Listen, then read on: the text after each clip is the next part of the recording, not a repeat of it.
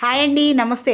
ఈరోజు దొండకాయతో పకోడీ ఎలా చేయాలో చూసేద్దామండి. ముందుగా దొండకాయని చీలికలాగా కట్ చేసుకొని దానిలో ఒక స్పూన్ మైదా, ఒక స్పూన్ కార్న్‌ఫ్లోరు, ఒక స్పూన్ బియ్యం పిండి, మన టేస్ట్‌కి తగినట్టుగా ఉప్పు, కారం వేసుకొని, ఒక స్పూన్ అల్లం వెల్లుల్లి పేస్ట్ కూడా వేసుకొని స్పూన్‌తో ఒకసారి అలా కలుపుకొని, తర్వాత కొద్దిగా ఆయిల్ పోసుకోవాలండి. కరివేపాకు, కొద్దిగా జీడిపప్పు, కొంచెం కొత్తిమీర కట్ చేసి వేసుకోవాలి. తర్వాత ఒక స్పూన్ శనగపిండి కూడా వేసి అన్నీ చక్కగా కలిసేటట్టు కలుపుకోవాలి.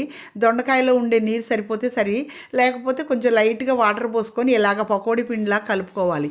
తర్వాత స్టవ్ మీద బాండీ పెట్టి నూనె పోసి చక్కగా పకోడీలాగా వేసుకొని మీడియం ఫ్లేమ్లో చక్కగా వేయించుకోవాలండి. ఇవి క్రిస్పీగా ఉండి చాలా టేస్ట్గా ఉంటాయండి.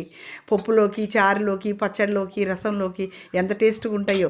టేస్టీ దొండకాయ పకోడీ రెడీ అయిపోయిందండి. Like, share and subscribe.